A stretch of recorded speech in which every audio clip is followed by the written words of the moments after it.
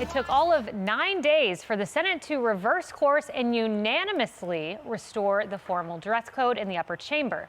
Democrats relaxed the rules so Senator John Fetterman could wear his hoodie and shorts. But now Fetterman is all thumbs up, wearing a suit and tie. Look at him, he looks good.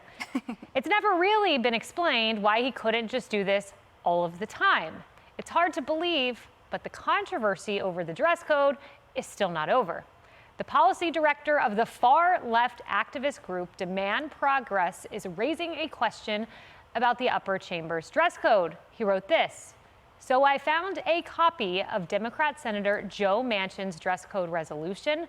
Friends, if I'm right, and if I'm reading it right, it's a culture war resolution. Men must wear a coat, tie, and slacks. So if you are trans, does this resolution require you to dress a certain way?" I thought this was parody, Dagan, but your take is this is legitimate. I don't even know how to wrap my head around this. It's not like they're asking individuals to wear like a morning coat with tails, or why anybody would have a problem with this. This is the same tack that John Fetterman was using, and that is attention-seeking behavior. I'm going to use something small to get attention. Did you see how he was acting when the dress code changed? He was everywhere. He was so full of himself with the case of Bud Light yesterday.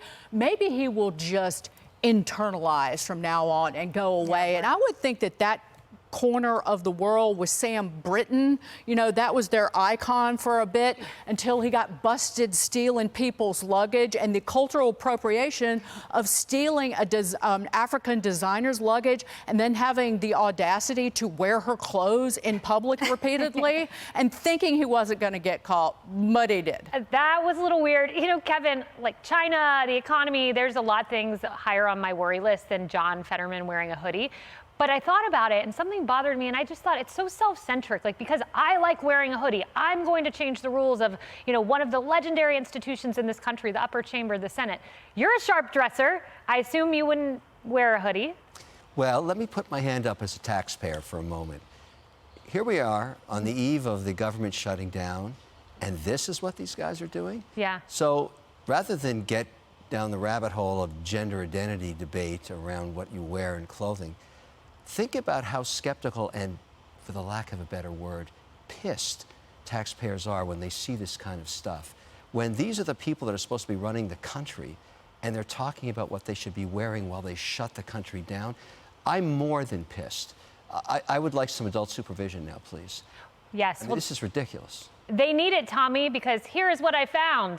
The latest Senate effort here, let's pull it up. Senate relaxes rules to allow Fetterman to take baths in the reflecting pool. Let's pop up that tweet. That's the Babylon Bee. I kid you not, but the point stands and I can't stop laughing. The sad part is that could have been real. The Babylon Bee has now become, unfortunately, too accurate.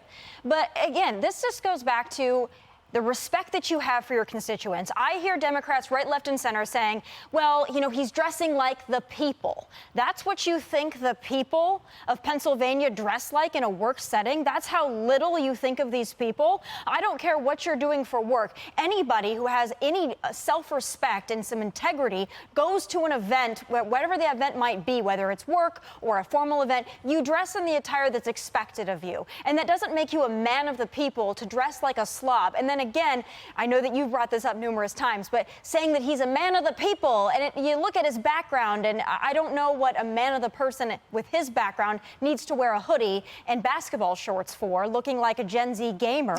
It's beneath the dignity of the Senate. It's beneath the dignity of the American taxpayer. And this is what he thinks of the people of Pennsylvania.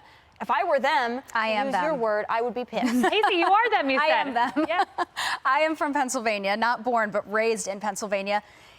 Dagan, going back to your point, he thinks he is a celebrity. They are smelling their own farts. That is literally what is going on. He is so obsessed with himself. Here's the other issue. Athleisure has come so far. He could have gotten away with a nice, like, tailored athletic pant, and they have, like, dry fit jackets now. He could have gotten away with this and still been comfortable, but I'm just glad the Senate agreed on something. Yeah, and that's the point. He was trolling Republicans like, you guys are so scared of me in my hoodie. And then, oh, wait, he was slapped down with a unanimous vote. We're going back to formal dress. So well done, John Fetterman, one of the best senators we've got. Hey everyone, I'm Emily Campagno. Catch me and my co-hosts Harris Faulkner and Kaylee McEnany on Outnumbered every weekday at 12 p.m. Eastern, or set your DVR. Also, don't forget to subscribe to the Fox News YouTube page for daily highlights.